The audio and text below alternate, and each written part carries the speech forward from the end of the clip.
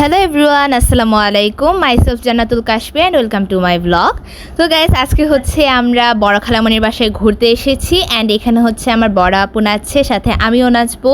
নানু বাড়িতে সবসময় আসা হলেও বড় খালামণির বাসায় বেশি আসা হয় না, তো মাঝে মধ্যে যখন আসি তখন অনেক মজা হয়। নানু বাড়িতে আমার সমবয়সী বলতে এই একটা আপুই আছে, আমার চেয়ে 2 বছরের বড় হলেও আমরা একদম সমবয়সীদের মতো সবসময় একসাথে মিশি। আমরা দুজন যখন একসাথে হই তখন অনেক মজা হয়। আপু আমাদের বাসায় যখন বেড়াতে আসে তখন অনেক মজা করি, আবার যখন আপুদের বাসায় আমরা বেড়াতে আসি তখনও অনেক মজা হয়। আমরা অনেক ঘোরাফেরা করি এবং অনেক অনেক মজার মজার খাবার খাই, সব সুন্দর সুন্দর প্লেসগুলো ঘুরি। আপু আর আমি যখন একসাথে হই তখন আমরা প্রতিবারই একটা না একটা নতুন নাচ শিখি। তো এইবারও অনেকগুলো নাচ শিখেছি, তার মধ্যে হচ্ছে এটা আমরা আগে শিখেছিলাম, তো আমরা একটু দেখছিলাম যে এটা মনে আছে কিনা, সেই জন্য হচ্ছে একটু নাচছিলাম। তো ভিডিও করছিল হচ্ছে মামা এবং পাশে আমি দাঁড়িয়েছিলাম, কারণ শুরুর দিকে আপু নাচে।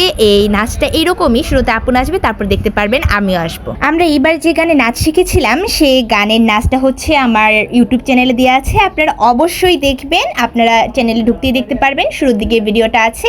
বড় আপু অনেক ভালো নাচতে পারে, আমাকে সব ধরনের নাচ আপুই সবসময় শিখায়, আমি আপুর কাছ থেকেই শিখি।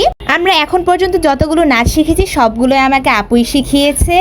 আপু অনেক ভালো একজন টিচার হতে পারবে আমি মনে করি। যাই হোক, আপনারা কি কেউ গেস করতে পারছেন যে আসলে গানটা কি? এটা কিন্তু অনেক ফেমাস একটা গান, গায়ে হলুদে বা যে কোনো প্রোগ্রামে এই গানের নাচটা খুব বেশি হয়। আমরা এই নাচটা শিখেছিলাম হচ্ছে মামুনির গায়ে হলুদের প্রোগ্রামের জন্য, পরে আর প্রোগ্রাম যদিও করা হয়নি। তো এই নাচটা দেখি আমরা ছোট মামার বিয়েতে কাজে লাগাতে পারি কিনা। আমি এবং আপু আজকে দুদিনে হচ্ছে স্কার্টের মতো করে শাড়িটা পরেছিলাম। নাচের টাইমে এইভাবে শাড়ি পরলে অনেক বেশি সুন্দর লাগে, আমাদের অনেক স্ট্রাগল করতে হয়েছে। সো গাইজ, আজকের ব্লগটা ছিল এই পর্যন্ত। আশা করি আপনাদের সকলের ভালো লেগেছে। ভালো লাগলে like, comment and subscribe the channel. আল্লাহ হাফেজ।